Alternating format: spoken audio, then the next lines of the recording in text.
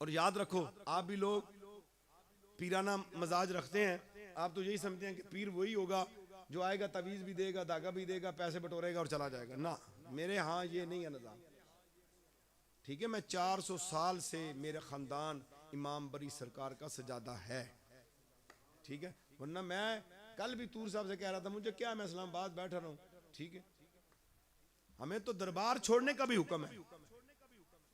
दरबारों को चिमटे हुए हैं माल खाने के लिए, सारे नहीं, सारे पीर ऐसे नहीं है, मैं उनकी कह रहा हूं। अगर सबसे बड़ा सजादा इस दुनिया में पता है कौन है? आपको पता है?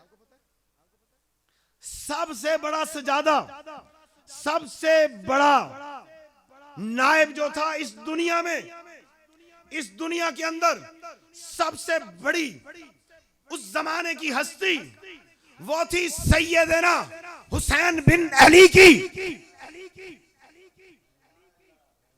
ठीक है, सियासत और मजहब की बात आती है तो फिर लोग कहते हैं मौलवी क्यों सियासत करते हैं? मौलवी क्यों सियासत करते हैं? वजीर आजम क्यों बिजनेस करता है? वजीर आजम रहे, वो बिजनेस ना करे, सिर्फ वजीर आजम रहे। सियासत और दीन ये जुदा नहीं है, लेकिन पाकीज़ा सियासत। अगर इमाम हुसैन चाहते, वहां से निकलता ही ना, सहाबा हाथ चूमने वाले किसी को हुक्म करें, वो अतियात के ढेर लगा दे, और फिर और सजादा भी किसके? नबी आखिरुज़्ज़मा सल्लल्लाहु अलैहि वसल्लम की।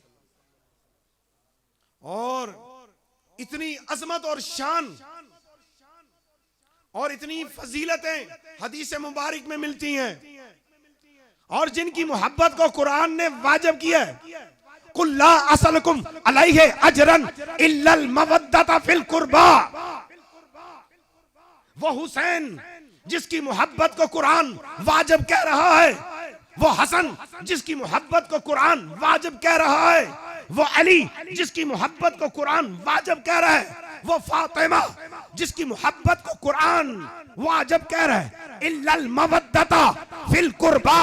ए वक्त के पीर और मौलवी, मुझे बताओ, सबसे बड़ा पीर हुसैन था, सबसे बड़ा पेशवा हुसैन था, सबसे बड़ा राहबर हुसैन था। जब नाना जान के निजाम के खिलाफ निजाम अमल में आता है तो हुसैन मदीना को छोड़ के करबला चला जाता है, और फिर यही सदा लगाता है कि दुनिया में अगर निजाम रहेगा तो निजाम मुस्तफा रहेगा।